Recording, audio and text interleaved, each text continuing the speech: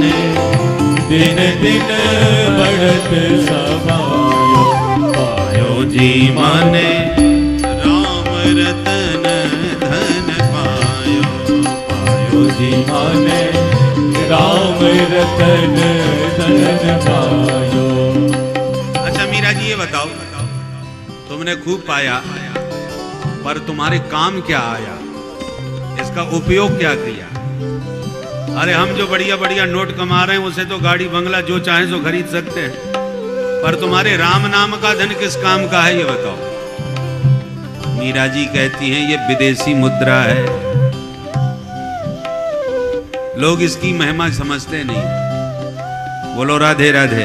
राधे राधे। एक बार जब हम विदेश से लौटे तो यूरोप की यात्रा से आए थे, इसलिए कुछ यूरो हमारे पर्स में पड़े हुए थे। 10 रुपए का हमने रिक्शा लिया और बिहारी जी चले गए दर्शन करिया में। तो अंधेरा हो गया था, आरती होने वाली थी रात्रि की, विश्राम की। तो जैसे हम रिक्शा से उतरने को हो गए, एक सज्जन आके बोले पंडित जी जल्दी जाइए, आरती हो रही है, बंद होने वाले हैं पट।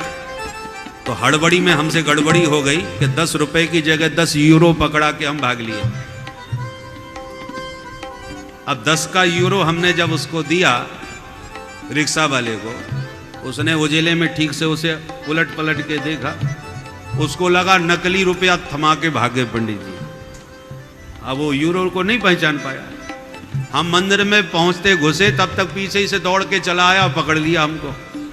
वाह महाराज जी हमको चूना लगाया है। क्या मतलब? ये नकली नोट हम ही मिले आपको देने के लिए। कैसा नोट बताओ भाई? तो दिखाया उसने, देखिए महाराज ये कैसा नोट है। और ये मैंने कि बिल्कुल ठीक कहा भैया, लाओ ये नकली, हमको तो तुम असली वाला लो।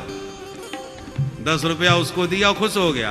अब हमने सोचा उस वक्त यदि इसको इस यूरो की कीमत मालूम होती, उस समय 72 रुपए का 1 यूरो था, और हम उसको 10 यूरो पकड़ा के आए हैं। अब 10 रुपए का रिक्शा वाला इतनी कीमती मुद्रा का यदि महत्व समझ में उसको आया होता तो मेरे पीछे भाग के ना आता, मुझे उसके पीछे भागना पड़ता। पकड़ में ना आता, गायब हो जाता। पर चूंकि उसे मालूम नहीं था कि ये विदेशी मुद्रा की कीमत क्या है, यह मुद्रा है भी या नहीं, पहचाना नहीं, जानकारी नहीं थी, इसलिए दौड़ के वो मुझे नकली समझ के लौटा दिया। उसी प्रकार ये राम नाम की मुद्रा है विदेशी। कब? बोले एक देश ऐसा है कि एक ना एक दिन सबको उस देश में जाना ही पड़ेगा, और ये जितने भी नोट हैं सब बैंक में धरे रह जाएंगे। 1 रुपया यहाँ का चलने वाला नहीं है। वहाँ पर हर देश की अलग अलग मुद्रा होती है, कहीं यूरो चलता है, कहीं डॉलर है, कहीं बाट आदि आदि अलग अलग नाम। तो उस देश में जब हम एक ना एक दिन सब जाएंगे तो ये सारे नोट धरे रह जाएंगे, और राम नाम की मुद्रा ही है जो उस समय तुम्हारे काम आएगी, बाकी तो सब धरे रहने वाले हैं। शक्तिशाली मुद्रा जो होती है वो सारे राष्ट्र में, सभी देशों में चलती है, उसका एक प्रभुत्व होता है। राम के नाम की मुद्रा ऐसी है जो इस देश में भी चलती है और उस देश में भी चलती है। जिनके पास राम नाम का धन होता है, बड़े बड़े सम्राट उनके चरणों में सिर झुकाने आते हैं। किसके बल पर? मुद्रा का ही तो बल है। कबीरदास जी डंके की चोट से कहते हैं, निर्धन सब संसार है और धनवंता नहीं कोई। तो धनवंता कौन है भाई? बोले धनवंता सोई जानिए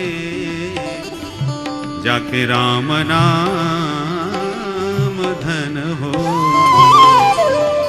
राम नाम का धन, राम नाम के हीरे मोती मैं लो बिखराऊं गली गली। ये राम नाम के मुद्रा नहीं है, हीरा है। पर हीरा की परख सबको आती नहीं है। सोई प्रगटित जिम मोल रतन ते। जिसको नाम की महिमा का बोध हो जाता है वो दुनिया से मुंह मोड़ करके राम नाम जपने में और धन कमाने में जुट जाता है। छोटे बच्चों को रुपए की कीमत नहीं मालूम होती, चाहे 10 का पकड़ा दो चाहे 100 का पकड़ा दो, उनको तो जो समझ में जो पकड़ा दो वही नोट है, वो पहचानते नहीं है। और पहचान हो जाए तब आप उनको पागल नहीं बना सकते। उसी प्रकार चाहे राम को जपो चाहे किसको जपो, पर जिनको राम नाम की महिमा का ज्ञान हो जाता है फिर वो दुनिया के धन के पीछे नहीं भागते, राम नाम के पीछे भागते हैं। राम नाम के अलावा उन्हें कुछ भी अच्छा नहीं लगता, इसी को कमाने में जुट जाते हैं। और उस पारलौकिक यात्रा में फिर यही दाम तुम्हारे काम आएगा।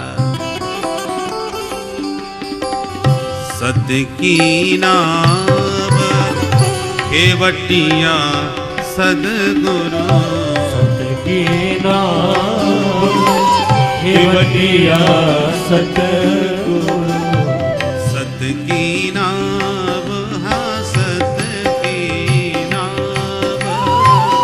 केवटिया सदगुरु, सत की नाम केवटिया सतगुरु। भव सागर तर जायो पायो जी माने, भव सागर तर जायो पायो जी माने, राम रतन धन पायो जी माने, राम रतन धन पायो जी माने, राम रतन धन, राम रतन धन, राम रतन धन पायो। तो ये रत्न जिसके पास है, ये संपत्ति जिसके पास है, वही सच्चे अर्थों में सुदामा है। ये सुंदर दाम है। ऐसे सुदामा जी महाराज जो भगवान नाम के धनी हैं, पर दुनिया का पैसा अपने पास रखते भी नहीं हैं और उसमें कोई आकर्षण भी इनका नहीं है। पर दुनिया में तो महाराज इसी पैसे का महत्व है। यदि ये पैसा दुनिया वाला आपके पास में है तो आप उतने ही सम्माननीय हैं। सर्वे गुणाः कांचनमाश्रयन्ति, हिरण्मयेन पात्रेण सत्यस्यापि हितम मुखम। इसी संपत्ति को ही संसार में महत्व दिया जाता है। और ये नहीं है तो बुरा हाल है। पैसा बिन बाप कहे बेटा ही कपूत भयो। नालायक है, 1 रुपया नहीं कमाता, पड़ा पड़ा खाता है, बाप भी दुत्कारेगा। पैसा बिन बाप कहे बेटा ही कपूत भयो, और पैसा बिन भाई कहे बंधु दुखदाई है। पैसा बिन नारी कहे निखट्टू के पाले पड़ी। पैसा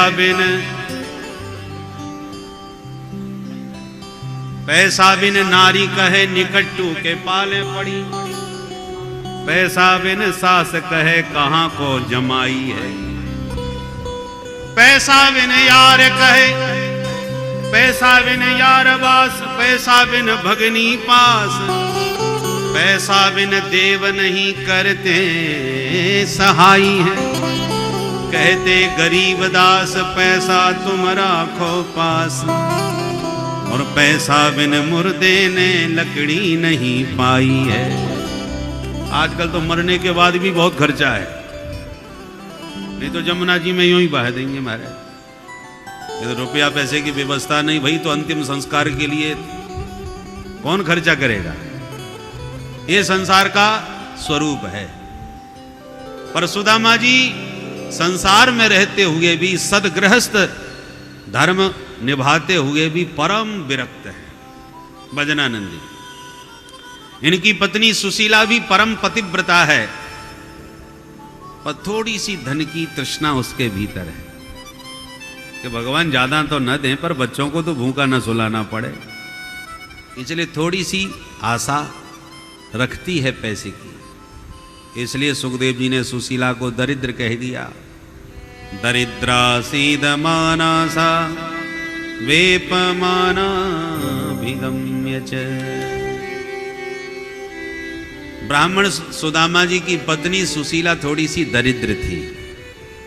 अब भागवतकार की दृष्टि में दरिद्र कौन है? दरिद्रो यस्त्व संतुष्ट, जो अपने जीवन में असंतुष्ट रहता है वही दरिद्री है। जिस दिन आप सच्चे मन से कह दो कि भगवान ने बहुत दिया है, अब हमें किसी की कोई जरूरत नहीं, किसी से कोई इच्छा नहीं, तो दुनिया में उससे बड़ा आपके समान कोई धनवान नहीं। श्रीमांश्च को यस्तु समस्त तोषः कोवा दरिद्रो ही विशाल तृष्ण, तृष्णा विशाल है तो आप महादरिद्री हैं, और परम जीवन में संतोष आपको प्राप्त हो गया तो बड़े सबसे बड़े श्रीमान हैं, धनवान हैं।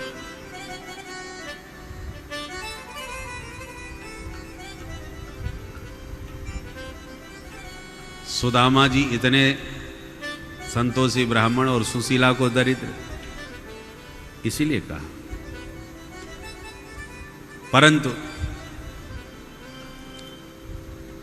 एक बार मानो भगवान ही साधु भेष बना करके सुशीला के यहाँ आ गए। भिक्षाम दे, सुशीला ने हाथ जोड़ के स्वागत किया, महाराज क्षमा करें, आपको देने के लिए मेरे पास कुछ नहीं है, क्योंकि घर में सूतक लगा हुआ है, मैं दे नहीं सकती। सूतक काय बात का सूतक?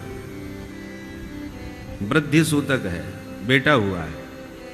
हाँ हाँ, कौन सा बेटा हुआ है, कैसा बेटा है? बोले महाराज दारिद्र देव नाम है उसका। ये दारिद्र पुत्र ने जब से जन्म लिया है, जबरदस्त घर में सूतक लग गया है, लेना देना सब बंद हो गया है। साधु बोले अरे अब समझा, दरिद्रता ने तुम्हें घेर लिया है, दारिद्र ने। देवी, मैं तो, मुझे तो ऐसा पता चला कि ये ब्राह्मण सुदामा का घर है। अच्छा महाराज, आप जानते हैं मेरे स्वामी को? साधु बोला हम तो तब से जानते हैं जब से वो द्वारकाधीश कृष्ण के साथ गुरुकुल में पढ़ा करते थे। सुशीला तो और ज्यादा भौचक्की रह गई। आप क्या बोल रहे हैं महाराज? मेरे स्वामी द्वारकानाथ भगवान कृष्ण के साथ पढ़ते थे। बोले हाँ हाँ, हम झूठ नहीं बोलते साधु, विश्वास ना हो तो उनसे पूछ के देख लेना। और एक बात और सुन लो देवी, यदि तुमने द्वारकानाथ के दरबार में अपने स्वामी को भेज दिया तो दास्यति द्रविणम भूरी सीधते ते कुटुम्बिने, इतना माल मिलेगा कि जिंदगी भर के लिए जन्मांतर का तुम्हारा दारिद्र दूर हो जाएगा। साधु तो कह के चला गया, परंतु सुशीला के आश्चर्य का ठिकाना नहीं रहा। विश्वास नहीं हुआ तो अपने पति से पूछ ही बैठी, ननु ब्रह्मन् भगवतः सखा साक्षात् श्रियपति ब्रह्मण्यस्य शरण्यस्य भगवान सात्वतर्षभ। हे स्वामी, हमने ऐसा सुना है कि द्वारकानाथ श्री कृष्ण आपके मित्र हैं, क्या ये बात सच है? तो मुस्कुराते हुए सुदामा जी बोले देवी बात बिल्कुल सच है, पर तुझे किसने बता दिया आज? महाराज आप जैसा कोई दुनिया में मैंने तो आज तक नहीं सुना। अरे छोटा मोटा अधिकारी भी यदि किसी का मित्र होता है तो वो 50 लोगों में बताता है। कोई काम पड़े तो बता देना, बहुत अच्छा हमारा मित्र है। पर साक्षात भगवान द्वारकानाथ आपके मित्र हैं, जिनको सारा विश्व आज पूज रहा है, और ये बात आपने मुझे भी नहीं बताई आज तक। चलो जो हुआ सो हुआ, पर अब मेरा निवेदन सुन लीजिए महाराज। मेरी प्रार्थना है आप एक बार चल करके उनका दर्शन करें आवे। सुदामा जी के मन में ये बात सुनते ही उमंग उठी। ब्राह्मणी के मुख से लगता है ठाकुर जी बुलवा रहे हैं, क्योंकि बहुत दिनों से मेरे मन में ये इच्छा रह रह करके उत्पन्न होती थी कि कभी अपने कन्हैया से मिले आऊं, क्योंकि आज सारी दुनिया में उसका नाम हो रहा है। पर बचपन का मेरा मित्र है, इतने सालों के बाद न जाने उसे मेरा नाम भी याद होगा कि नहीं।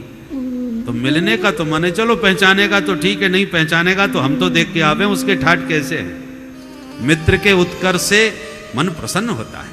जो सच्चे हितैषी मित्र होते हैं वो मित्र की महिमा सुन सुन करके प्रमुदित होते हैं। निज दुख गिर सम रज कर जाना, मित्र ही दुख रज मेरो समाना। संसार में आपके दुख में दुखी होने वाले तो मिल सकते हैं, पर इस दुनिया में आपके उत्कर्ष में, आपकी प्रशंसा में और आपकी प्रतिष्ठा में ईमानदारी से सुखी होने वाले बहुत कम मिलते हैं। बंधु बांधवों में भी बहुत कम लोग होंगे जो आपकी प्रशंसा सुन करके और आपकी तरक्की को देख करके प्रमुदित होते हों, प्रसन्नता हृदय से उनके भीतर उत्पन्न हो गए। तो सुदामा जी आज बड़े गदगद हो रहे हैं अपने कृष्ण की महिमा सुन सुन के। बोले ब्राह्मणी कह रही है तो चलो मिले ही आते हैं। अयम ही परमो लाभ उत्तम श्लोक दर्शनम। क्योंकि मेरे लिए सबसे बड़ा लाभ ये होगा कि उत्तम है श्लोक माने कीर्ति जिनकी, ऐसे उत्तम श्लोक श्री कृष्ण। श्लोक माने कीर्ति, उत्तम कीर्ति जिनकी जगत में व्याप्त है। कीर्ति तो बहुतों की है, बगदादी की कीर्ति कोई कम है क्या? लादेन का नाम कौन नहीं जानता? पर वो उत्तम श्लोक नहीं है, क्योंकि इस कीर्ति को उत्तम कीर्ति नहीं कह सकते। उत्तम कीर्ति उसकी है जिसका नाम लोग श्रद्धा पूर्वक लें, प्रेम पूर्वक लें।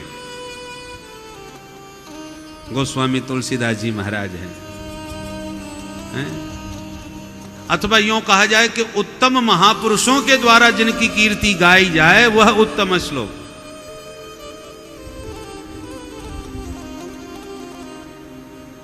साधु संतों के मुख पर जिनका नाम प्रसन्नता पूर्वक आवे, साधु संत जिनकी सराहना करें, वो उत्तम श्लोक होते हैं।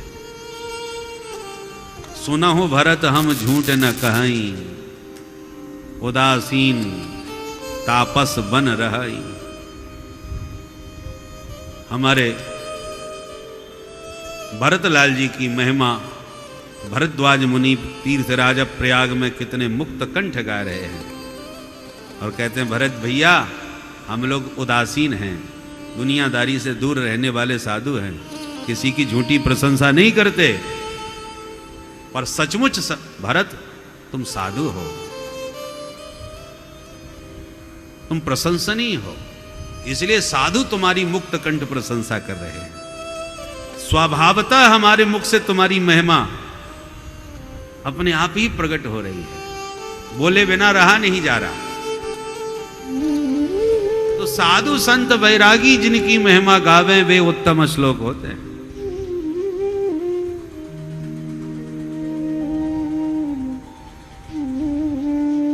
उत्तम श्लोक दर्शनम, अपने कन्हैया का दर्शन तो करें।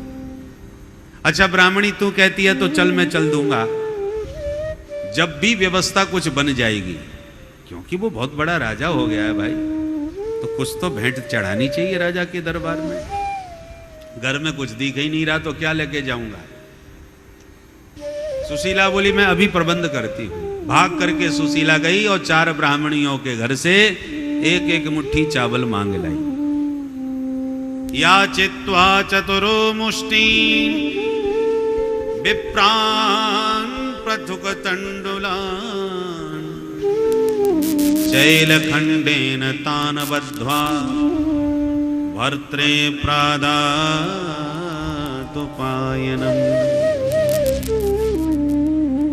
4 ब्राह्मणों के घर से एक एक मुट्ठी चावल लाई और जीर्ण शीर्ण फटे पुराने अपने धोती के ही किसी वस्त्र के टुकड़े में बांध करके अपने स्वामी जी को भेंट कर दी। महाराज यही तुच्छ भेंट देना, पर जब भेंट दो तो उनसे अपने मित्र से एक मेरा भी संदेशा कह देना। तेरा संदेश क्या है देवी? 1 मास 2 पाख में 2 एकादशी होए, सो प्रभु दीन दयाल ने नित्य प्रतिदीनी मोहे।